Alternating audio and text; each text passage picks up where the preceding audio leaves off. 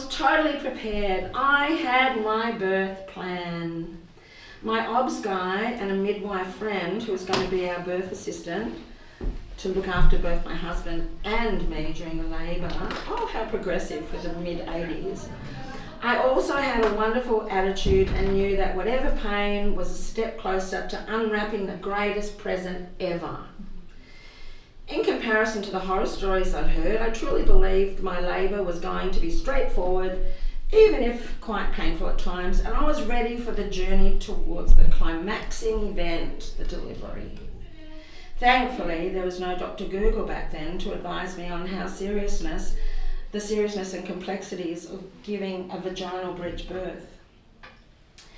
After a few hours of intense progression towards birth, I declared in a panic to my midwife and husband that I wanted to do a poo. The midwife took a look and she said, "That's no poo, that's the baby's bottom."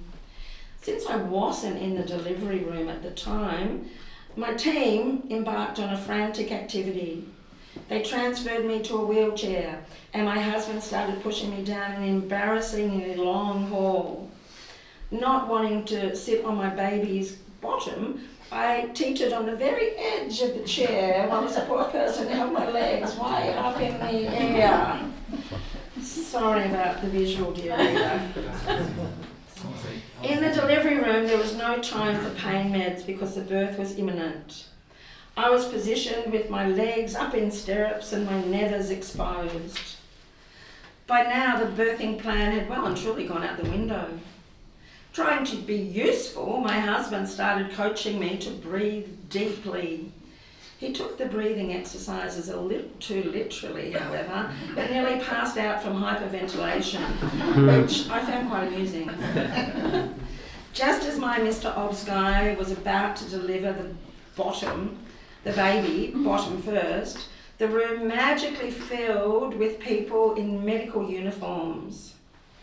I later found out that vaginal breech births were uncommon and could be complex and dangerous, and that's why everyone available crowded into the show.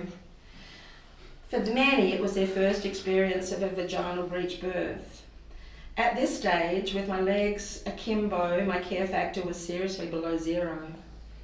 Apparently my obs guy had done a lot of training in the UK and had extensive experience in this type of birth. Perhaps I should have asked him exactly how much experience and how successful the births were. My obs guy said, "No, it's only the baby's bottom, Pam." To which I exclaimed, "No, not that, my face!" My obs guy, not known for his humour, said, "No one is looking at your face." This was received with muffled chuckles and suppressed laughter from the stands. Soon after, my baby was born and someone said, "Congratulations, you have a son."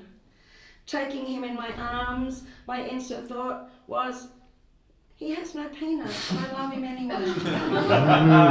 But the statement quickly reversed. "No, it's a girl, it's a girl." Because my baby presented with her little bottom down, finding her own escape route. If you know Rosie, she's certainly going to do things in a very own way. Her girly bits had become swollen and were temporarily mistaken for boy bits. Translation: her labial lips were swollen and temporarily mistaken for testicles. You get to choose which version you like better.